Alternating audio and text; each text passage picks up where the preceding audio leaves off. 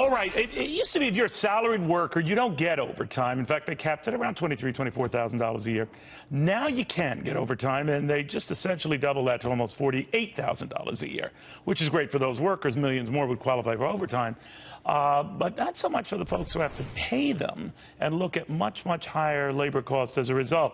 So what do you do if you're trying to keep your costs under control and still make sure customers can afford the stuff you're selling? To Castle Vice President Jamie Richardson, who says, well, it is a big pill to swallow here. What do you do? Neil, I think the toughest thing of all as a family-owned business that's been around for 95 years is we know that relationship we have with our restaurant general managers, and that's the group in our organization most impacted, is a great one, that they love their work, they love the flexibility. So for us, we have to assess. It's a 508-page rule, if you can imagine that, what the real costs are and what the implications are. It takes 508 pages to say we're doubling the level at which salary and overtime would kick in? I just did that in a sentence. Yeah, that's right. Keep in mind, this is based on FLSA, a 1938 law, when a smartphone in the workplace was what the Waltons had when they got rotary dial. So it's time for a new FLSA and to really look at what does the workplace of today need. It's a mobile, creative workforce, and when we have overtime shoot up like it has, it's absolutely out of control. And for job creators everywhere, it's a difficulty. You know, I always thought whether people are for or against this, it's easy to do the big, I always argue on someone else's money, whether you want to tax the rich or have companies pay more for their workers, be they small, medium, or large, draw no distinction, and sound brave that you're doing it because you're not paying for it, someone else is. Leaving that aside, you've obviously got to make some adjustments, right? I mean, what does White Castle do, Jamie, you specifically? What you obviously have to comply with this, even though it apparently ran roughshod over Congress. There was no vote on it. But assuming that's the case and you have to comply, what do you do? How do you adjust? Yeah, the thing we'll have to do is look at every option. The big thing that restaurants and retailers everywhere are going to have to do is understand, can they keep those people who are salary, or do we have to consider putting those people into hourly roles where they don't have the same flexibility and creativity?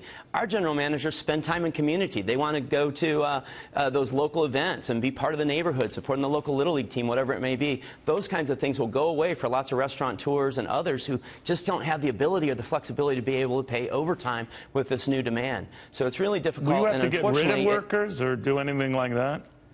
That's the last thing we do. Our hope is that that's not the case, and our focus is going to be on safeguarding, protecting the creativity and flexibility our general managers do have. I know as part of the Job Creators Network, that's one of the things that all those members are worried about. And think about this, even the Affordable Care Act provided for those smaller employers an exemption. There's no such exemption this time around. So if you have 5 employees, you're still subject to these same new overtime rules. I did not know. That's interesting. You know, David, I think it's a fait accompli. I don't know where it's going. But I do know this, that the argument for it is even, and this I've talked to liberals who have this view, that even if customers had to pay a little bit more for a value meal or for a burger or for fries, they'll happily do it because it's the right thing to do. I don't know if that's the case. I'm sure there are a few brave few who would do so, but I don't know. Yeah. I know that yours is a very price-sensitive business. I don't know if you can pass along these costs. Yeah.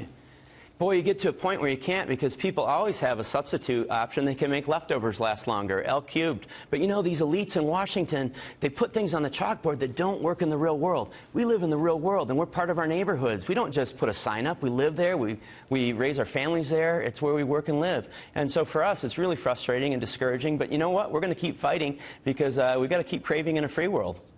Well put, Jamie Richardson. Thank you very, very much. I just want folks at home to be aware of the real costs that you put on businesses when you do this. I know it's not very politically correct to do so, but there is a flip side to telling someone else to do something when it doesn't come out of your hide. It comes out of theirs. Yikes.